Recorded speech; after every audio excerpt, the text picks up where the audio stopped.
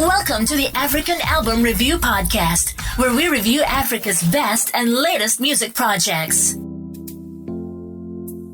To say Shekhinah stands were waiting for Shekhinah's sophomore album, Trouble in Paradise, for a long time would be an understatement. After the success of her debut album, Rose Gold, in 2017, a lot of us expected Shekhinah to probably drop album after album for at least a few years.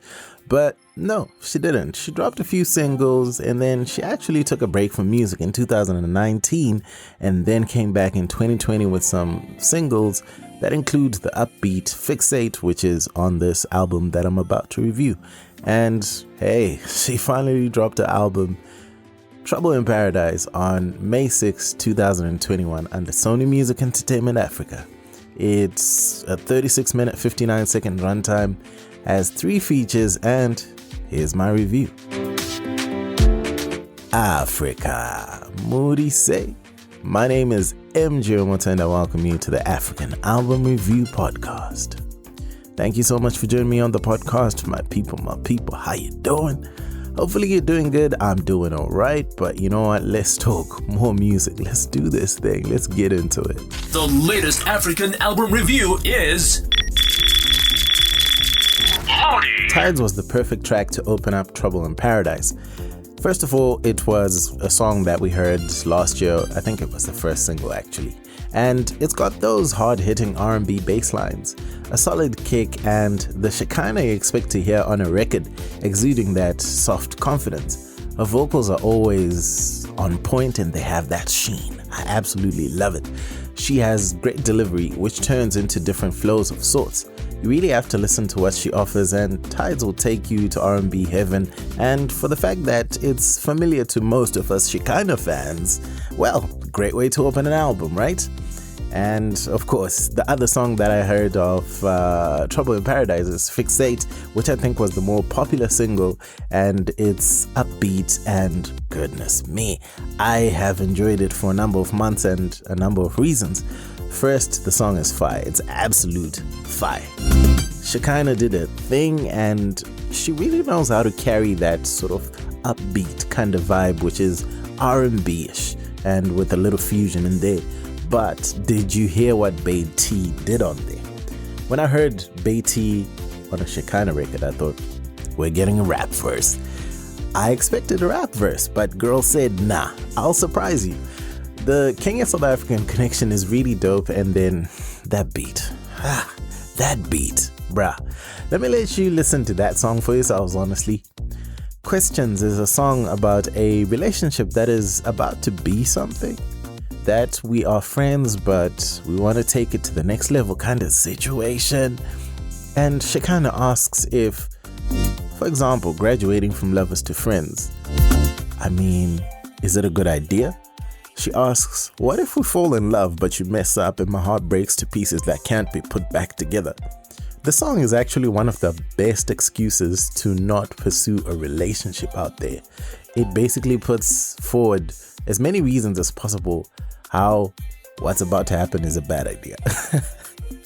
I don't know, in some way a true pessimistic view focusing on the potential negatives. All I can say is could never be me. Could never be me.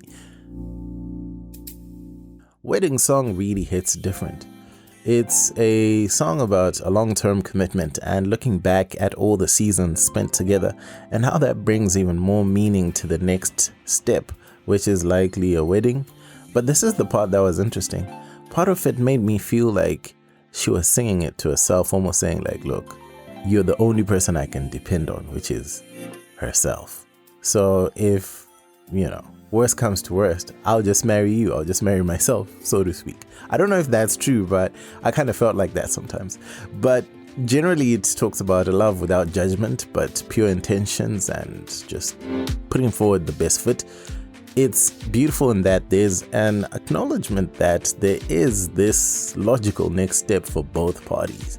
And whenever it happens, the wedding would be beautiful with both of them there.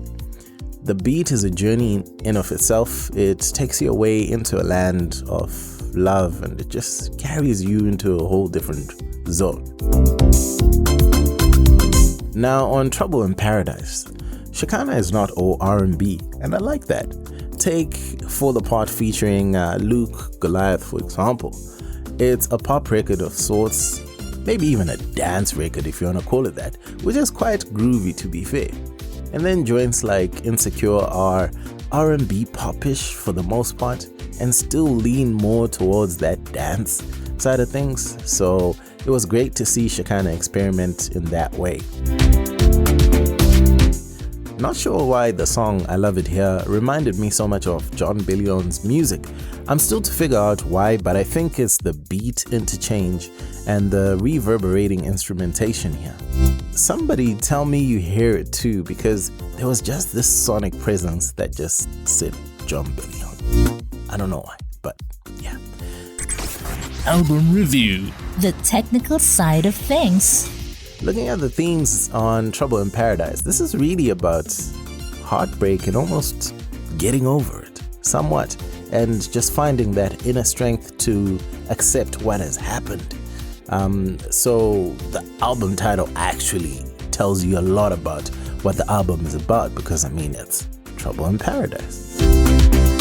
I'd say the features on Trouble in Paradise definitely showed out, from Luke Goliath to Una Rams on Pickup to Beatty on Fixate. There's only 3 features, but the 3 features were perfect, absolutely perfect for this 12-track album. I don't know if Shekhinah gets enough props for the songwriting aspect of her talent. She can bring out emotions you've been harboring for a while. And you know what? She really needs more props for that. The sequencing on Trouble in Paradise was absolutely awesome. Starting off with the tides and then just getting into it. There were some sort of oscillations in terms of the tempo, but there was nothing really, I would say, out of the ordinary or out of place. You get songs like Pick Up featuring Una Rams, and that one slowed things down a little bit, somewhere in the middle, but it was still a good tempo, such that when she picked it up again, it was all good. Vocally, Shekhinah got pipes, fam. You. She has one of the sweetest voices I've ever heard, honestly. Almost like an alto of sorts, but add to that, she has some of the smoothest transitions in the game when you listen to especially when she switches up her flow. Bro. The whole game, you gotta give Shekhinah props.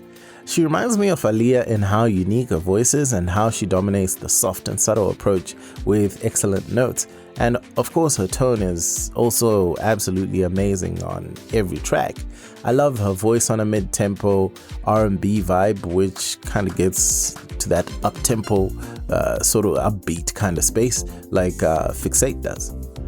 Looking at the mixing and mastering, let's not even insult Shekhinah and her team by even trying to dissect that. It's class and top tier. Album review. The final thoughts. I'll definitely say this album is a wonderful vibe, and I feel like it puts Shekhinah in a comfortable place. I don't know if I wanted more from it or not, especially because we waited 4 years for this album. 4 years is a long time. Shekhinah has been consistent musically for a while, at least with the singles. I know, like I mentioned earlier, 2019 she took a break, and I know there's another level for her. I know it, but we'll need one of those Rihanna anti-type projects from her to actually see it. On this project, we got probably like 70% the Shekhinah we expected, and then 30% was a bit more experimental, just trying different things. But I think it was more in the general beats than her vocal delivery per se. Songs I loved on here are Diamonds Do, even if it's an interlude, Fixate, obviously, Pick Up, Questions, Wedding Song, which is an absolute vibe, and I Love It Here. If you're a Shekhinah fan of old, this album is a really classic. Considering that it's her sophomore, she definitely does what you expect and takes it a bit further. If you love R&B and want to know another dimension to it from one of South Africa's best, then Shekhinah's got you, bro. Otherwise, that's it for me. My name is MJ Wemoto, son of Zimbabwe, signing out. This was the African Album Review Podcast. Peace. Ndende. Moto Music, the best place to listen to podcasts about African music online.